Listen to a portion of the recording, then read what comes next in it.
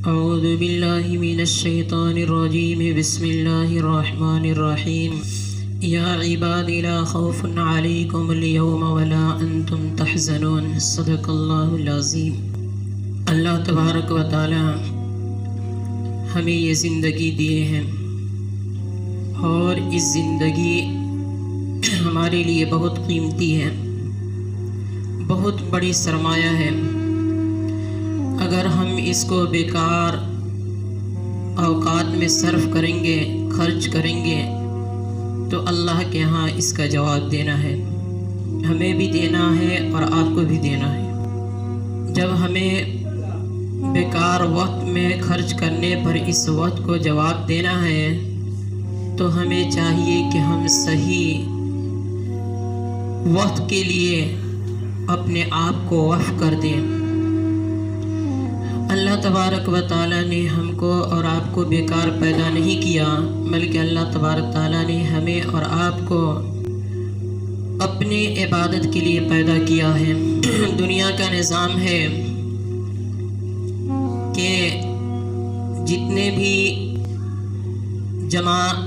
جمادات ہیں وہ سب کے سب نباتات پر قربان ہوتے ہیں، اور جتنے بھی نباتات ہیں وہ سب کے سب قربان ہوتے ہیں حیوانات کے اوپر، اور حیوانات قربان ہوتا ہے انسان کے اوپر۔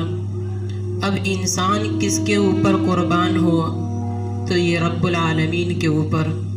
جمادات قربان ہوتا ہے نباتات کے لیے۔ جمادات کہتے ہیں پتھر، مٹی، جو بھی چیزیں ہیں یہ جمادات ہیں۔ پہاڑ یہ جمادات ہیں، پتھر ہے جمادات ہے، مٹی ہے جمادات ہے۔ یہ قربان ہوتے ہیں کن کے لیے؟ نباتات کے لیے، یعنی ان کو پتھروں کو، پہاڑوں کو کاٹ کر کے، زمینوں کو چیر کر کے، پھر اس کے اندر غلہ کو ڈالا جاتا ہے، جس سے غلہ نکلتا ہے، اس کو نباتات کہتے ہیں۔ اور نباتات جتنے بھی پیڑ پودے ہیں ان سب کو نباتات کہا جاتا ہے۔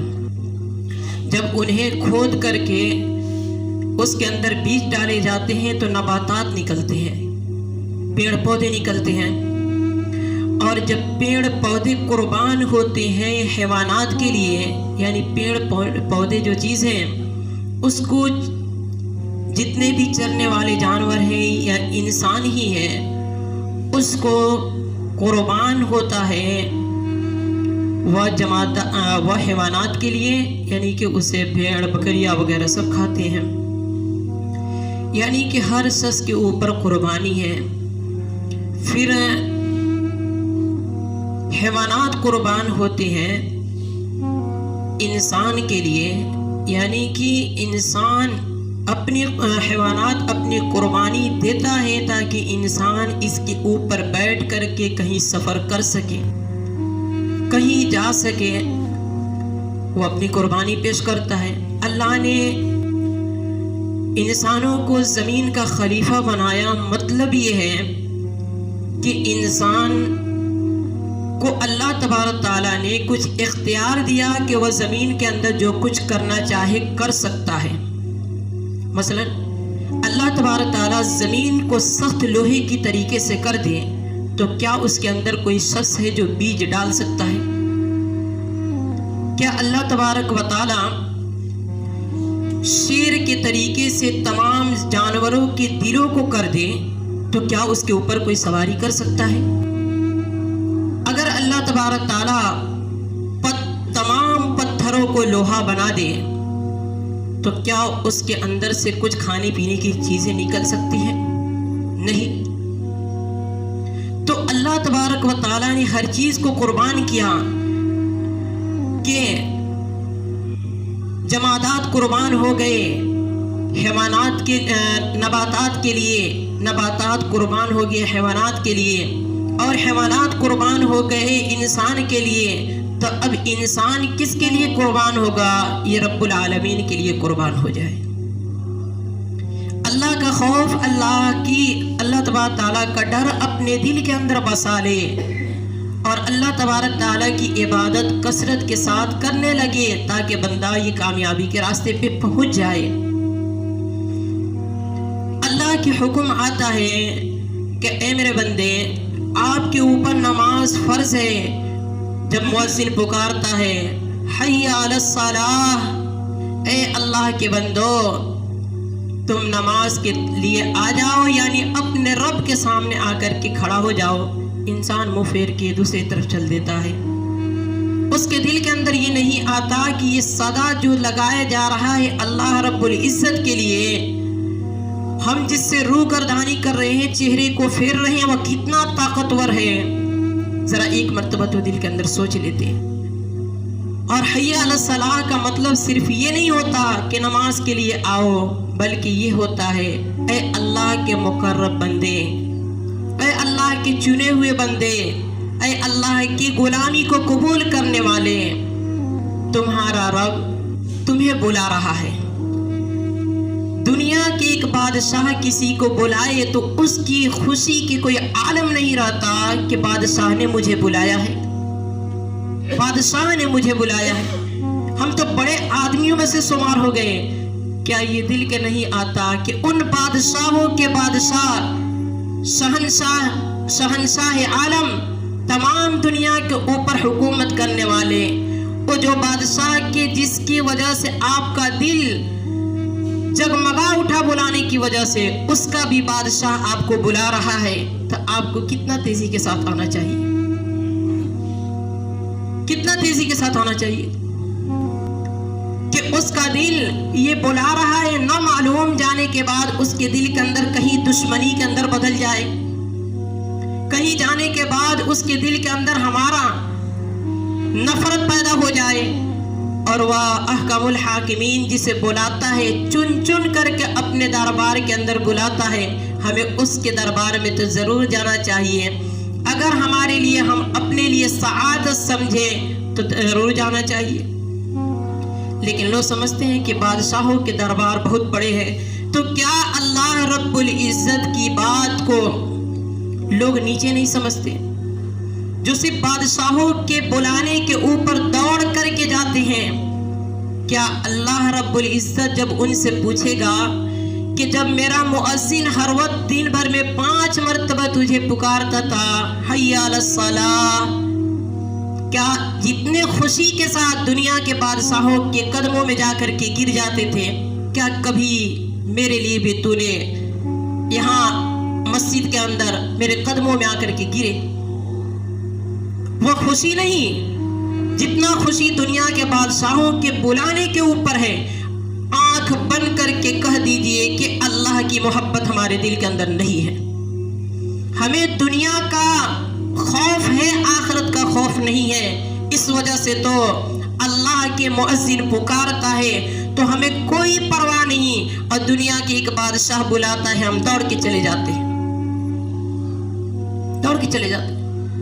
آنکھ بند کر کے کہیے کہ دلوں کے اندر محبت نہیں ہے۔ اللہ تبارک و تعالی اپنی محبت کا ذائقہ انہی کو چکھاتے ہیں جو اللہ کے چنے ہوئے بندے ہوتے ہیں۔ ہم کہتے ہیں ہمارا دل نماز کی طرف مائل نہیں ہوتا، اللہ کے بندے شروعات میں کسی کو مائل نہیں ہوتا، لیکن کچھ قربانیاں دے دیتا ہے، اللہ اس کے دل کے اندر محبت ڈال دیتا ہے۔ پہلے نماز سے بھاگتا تھا، اب نماز چھوڑنا اس کے لیے مشکل ہو گیا ہے۔ پہلے نماز سے بھاگتے تھے حضرت، اب یہ ہو گیا کہ نماز چھوڑنا مشکل۔ آپ گناہوں سے چند روز تو بچ کر کے دیکھیے، پھر اللہ تبارک تعالیٰ آپ کے دل کے اندر وہ سکون ڈال دے گا، وہ سکون ڈال دے گا اللہ تبارک تعالیٰ کہ کہیے گا کہ پہلے میں جو زندگی گزار رہا تھا یقیناً وہ غفلت بھری زندگی تھی، غفلت بھری زندگی تھی۔ آج ہر طرف لوگوں کی شکایت، ہر طرف لوگ کہتے ہیں کہ سکون نہیں ہے، تو سکون کیسے حاصل ہو؟ ہر شخص کا دماغ دن بدن کمزور ہوتا جا رہا ہے۔ چند منٹ میں باتیں یاد تھی، اب وہ بھول بھی رہے ہیں۔ پہلے کئی باتیں انہیں یاد رہا کرتی تھی، اب یہ کہ چند منٹ کے اندر باتیں ہوئی وہ سب یہ بھول جاتے ہیں۔ بات اصل یہ ہے गुनाहों की नहुसत ने वह दिल के ऊपर और दिमाग के ऊपर इतना ज्यादा असर किया है, इतना ज्यादा असर किया है कि इंसान भूलेगा नहीं तो और क्या होगा। इंसान गुनाह करता है तो ये नहीं कि सिर्फ जिस्म ही कमजोर, जिस्म कमजोर के साथ साथ दिमाग भी उसका कमजोर हो जाता है, दिमाग भी कमजोर होता है। इमाम शाफी रहमतुल्लाह अलैह से उनके एक शागिर्द वकी थे, उन्होंने उनसे शिकायत की कि पहले मैं याद करता था, वो याद रहा करता था, लेकिन अब ऐसा है कि मैं याद करता हूँ भूल जाता हूँ। उन्होंने कुछ नहीं कहा, उन्होंने कहा कि गुनाह करना छोड़ दो, याद की ताकत फिर वापस लौट आएगी। आज लोग समझते हैं खाने पीने से ताकत बदन के अंदर होती है, ऐसी कोई बात नहीं है। आप रमजान के महीने के अंदर जो चीज भूखे प्यासे रहने पर जो चीज आप याद कर सकते हैं, अल्लाह के बंदे आसानी के साथ जो याद हो सकता है, और गुनाह से तो इंसान जो रोजा रहे वो बचता ही है। जो जल्द याद हो जाए, गुनाह और पेट भर करके इंसान याद करना चाहे नहीं होता है। ये सिर्फ पढ़ करके मैं बातें नहीं कर रहा हूँ, मैं तजर्बे के ऊपर बातें कर रहा हूँ कि रमजान में अल्लाह तबारक ताला इंसान एक गुनाह से बचता है, गुनाह की नहुसत खत्म, दूसरा पेट खाली होता है, याद करना आसान होता है। इंसान जब ज्यादा खाता है तो पेट के अंदर भाप बनता है, वो भाप निकल करके दिमाग के ऊपर पहुंचता है और वह दिमाग को कमजोर कर देता है, दिमाग को कमजोर करता है। इसलिए इंसान को चाहिए कम खाया करे। और एक बात है कि एक वक्त था कि लोग भूखे प्यासे मरा करते थे, लेकिन आज के दौर के अंदर देख लीजिए, भूखे प्यासे मरने वालों की तादाद ना के बराबर है और खा पी के मरने वालों की तादाद ज्यादा है। इसलिए इंसान को कम खाने की आदत डालना चाहिए। आज बेहतर ये होगा, कल ये होगा, कल ये। अल्लाह के बंदे, जो चीज के ऊपर आप खर्च कर रहे हैं, सिर्फ खा लिया और कल होकर के उसे निकाल दिया, बल्कि उस चीज को अगर हम सही जगह पर इस्तेमाल करें तो हमारे बदन के कुव्वत भी बरकरार रहेंगे और हमारा आखिरत भी बरकरार रहेगा। यानी किसी वही अपने खाने को किसी गरीब को खिला दे तो आखिरत के लिए हमारा हुआ कि नहीं हुआ। और थोड़ा सा मैंने कम खा लिया, हमारी जिसकी कुव्वत तो कोई कम नहीं होती, लेकिन ये हुआ कि कम खाने के ऊपर इंसान का बदन तंदुरुस्त रहता है। बाहर जगह लोग कहते हैं कि कम खाते हैं कैसे मोटे होंगे। मुझे इनकी बातों की जरा बराबर भी परवाह नहीं। मैंने अपने अकाबिरीन और अपने बड़ों की सीरत को उठा करके देखा, उन्होंने हर जगह लिखा, नबी पाक सल्लल्लाहु अलैहि वसल्लम की जिंदगी को देखा गया, वहां पर भी वही है कि कम खाने की आदत डालो, कम खाने की आदत। हमें लगता है कि आज के दौर के अंदर जो ज्यादातर जो बीमारियां राइज हुई हैं वह खाने की वजह से। और ये भी है कि आप सल्लल्लाहु अलैहि वसल्लम को दुनिया से जाने के बाद जो सबसे पहला जो बिदअत शुरुआत हुआ है वह भरपेट खाने की बिदअत है। आप सल्लल्लाहु अलैहि वसल्लम के बाद जाने के बाद जो सबसे पहला जो बिदअत शुरू हुआ है वह भरपेट खाने की है। देखिए, कहा गया कि अगर कोई शख्स अपने शहवत के ऊपर काबू न पा पाता हो तो उस शख्स को चाहिए कि कसरत से रोजा रखा करे, कसरत से रोजा रखे। अगर कोई शख्स नौजवान है और उसे शादी का कहीं से रिश्ता नहीं मिलता तो वह क्या करे? उलमा ने लिखा उसके लिए बेहतर है कि वह कसरत से रोजा रखे, क्योंकि रोजा उसकी शहवत को तोड़ देता है और शहवत ही तो गुनाहों का मदार है। इंसान कम खाएगा, यकीनन बात है कि वह गुनाह भी बहुत कम करेगा। जब पेट खाली होता है ना तो इंसान को कूदने और खेलने के लिए में दिल नहीं लगता, बल्कि जब पेट खाली होता है तो इंसान को ये होता है कि नहीं, चलो भाई थोड़ा सा सुकून से बैठिए करें। आज के दौर के अंदर देखिए, लोग तो अब ऐसे भी हो गया कि रमज़ान का महीना है, अब रमज़ान शुरू हुआ تو چلو بھائی اب تو روزہ ہے تو اب کیا کریں, کہیں جا بھی نہیں سکتے ہیں, تو کم سے کم موبائل لے لیں, موبائل میں تھوڑا سا گیم کھیل.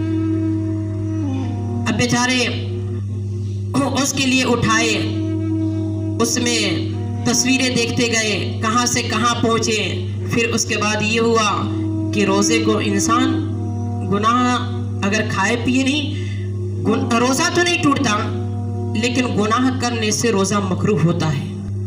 یعنی اس کے ثواب انسان دن بھر بھوکا رہا, بھوکے رہنے کے سوا اور کچھ حاصل اسے نہیں ہوا, بھوکا رہا, بس یہ فرض ادا ہوا, ثواب کچھ بھی نہیں ملا, گناہ کرے گا دن بھر بھوکا. تو یہ کہا جائے کہ سب سے زیادہ بدبختی کی علامت یہ ہے کہ ہم بھوکا بھی رہیں اور ثواب بھی نہ ملے. فرض تو ادا ہو جائے گا لیکن یہ ہوگا کہ اس کو اس روزے کے اوپر یعنی گناہ جو کیا تو اس کو ثواب نہیں ملتا. اب کوئی شخص دن بھر کام پر جائے اور 1 روپیہ بھی واپس لے کر کے نہ آئے تو اسے کہا جائے گا کہ یہ بیوقوفی تو ہے. گھر کو چھوڑا, بیوی بچوں کو چھوڑا, سب کچھ چھوڑ کر کے بیچارہ چلا گیا لیکن 1 پیسہ بھی لے کر کے ادھر سے واپس نہیں آیا, تو اس سے بڑا بیوقوف اور کیا ہے. تھوڑا سا محنت ہی کر لیتا, جب سب کچھ چھوڑا تھا تو کچھ لے کر کے بھی آتا. لیکن دل کے اندر خوف الہی ہو تو ہر چیز آسان ہے. انسان 2 چیز کے ذریعے سے اللہ کی عبادت کرتا ہے, ایک اللہ کے خوف میں, ایک اللہ کی محبت میں. گناہ سے بچے گا اللہ کے خوف سے کہ کل قیامت کے روز ہمیں اس کا سزا بھگتنا ہوگا اگر میں نے گناہ کیا تو. ورنہ انسان کہتا ہے کہ نہیں میرے اللہ کو پسند نہیں, میں اس وجہ سے نہیں کرتا. یہ سب سے بڑی سمجھیے کہ سعادت ہے, یہ اللہ کی محبت ہے, یہ اللہ کی محبت ہے. تو انسان نیکی 2 طریقے سے کرے گا, خوف کی وجہ سے, محبت کی وجہ سے. لیکن بہتر چیز ہے کہ اللہ کی محبت میں کرے. خوف کی وجہ سے بھی چھوڑنا بہت بڑی چیز ہے, بری نہیں ہے, اچھی ہے. لیکن ان میں جو سب سے بہتر درجہ ہے کہ اللہ کی محبت میں چھوڑی جائے کہ نہیں میرے اللہ اس کام کو میرے اللہ نے اس کو منع کیا ہے, میں نہیں کرتا. دل کرا کر لے, نہیں کرتا, میرے اللہ کا حکم ہے کہ نہیں کرنا تو میں نہیں کرتا, اللہ کی محبت میں نہیں کر رہا. تو خوف سے زیادہ غالب اور افضل یہ ہے کہ اللہ کی محبت دل کے اندر اتر جائے, اور اترنا آسان ہے. بس یہ ہے کہ چند روز انسان اپنے دل کو گناہ سے بچا لے, پھر اللہ تبارک تعالیٰ اس دل کے اندر ضرور نہ ضرور اس کے اندر اپنی نورانیت ڈال دیں گے, اپنی محبت کا ذائقہ چکھا دیں گے. اور انسان کے دل کے اندر جب محبت آتی ہے اللہ کی تو وہ تنہائی تلاش کرتا ہے, دھیرے دھیرے وہ تنہا ہونا پسند کرنا شروع کر دیتا ہے. اب وہ جہاں جاتا ہے تھوڑی سی تنہائی ملی, اللہ کی محبت میں ڈوب گیا, اب اسی میں بیٹھا ہوا. گھر کے لوگ دیکھتے ہیں کہ یہ کیوں الگ بھاگ رہا ہے تو اس کو کچھ ملنے والا ہے. پھر دھیرے دھیرے وقت آتا ہے, پھر وہ مجمع کے سامنے آ جاتا ہے. پھر آتا ہے تو کیوں آتا ہے, اس کا فائدہ یہ ہوتا ہے کہ وہ مجمع میں بھی بیٹھے ہوئے رہتا ہے, اور مجمع میں بیٹھنے کے باوجود بھی اس کا دل اللہ کی محبت سے غافل نہیں ہوتا ہے. مفتی شفیع احمد صاحب فرماتے ہیں کہ خواجہ مجذوب رحمۃ اللہ علیہ, جو یہ دونوں عالم مولانا اشرف علی تھانوی کے خلیفہ ہیں, تو خواجہ مجذوب رحمۃ اللہ علیہ بہت بڑے شاعر تھے. تو ایک مرتبہ کی بات ہے, خواجہ مجذوب رحمۃ اللہ علیہ 1.5 گھنٹہ 2 گھنٹہ تک لوگوں کو ہنساتے رہے. اس میں مفتی شفیع احمد صاحب بھی تھے, مفتی اعظم تھے. پھر اچانک انہوں نے خواجہ مجذوب رحمۃ اللہ علیہ نے کہا کہ بھلا بتائیے کہ ان میں کن کا دل اتنے دیر اللہ کی یاد سے غافل نہیں رہا. مفتی شفیع احمد صاحب کہتے ہیں کہ مجھے تعجب ہوا کہ بھائی ہنس بھی رہے ہوں اور کچھ باتیں بھی ہو رہی ہوں, اور کہے کہ اللہ کی محبت سے دل میں تھوڑا بھی کبھی خالی رہے. انہوں نے قسم کھا کر کے کہا, میں اللہ کی قسم کھا کے کہہ رہا ہوں 1.5 گھنٹہ تک میں نے 2 گھنٹہ تک تمہیں ہنساتا رہا, لیکن ایک لمحہ بھی میرا دل اللہ کی یاد سے غافل نہیں رہا. اللہ اکبر. یہ ہوتا ہے شروعات میں انسان کے دل کے اندر محبت آئے, تنہائی تلاش کرے گا. جب پھر وہ غالب آ جائے گا تو مجمع کے اندر آپ کو ہنساتا بھی رہے گا, آپ کو سب کچھ کراتا بھی رہے گا, لیکن اس کا دل ذرہ برابر بھی اللہ کی یاد سے غافل بھی نہیں رہے گا. اور ہم سمجھیں گے کہ بیچارہ ہنس رہا ہے تو یہ اللہ کا ولی ہو سکتا ہے. ہنسنے والے لوگ ہی اللہ کے ولی ہوتے ہیں، کیونکہ اپنے بھائی سے ملنا، خندے پیشانی کے ساتھ ملنا، یہ بھی نبی پاک صلی اللہ علیہ وسلم کا سنت رہا ہے. اللہ تبارک تعالی ہمیں اور آپ کو عمل کی توفیق عطا فرمائے. وآخر دعوانا الحمدللہ رب العالمین.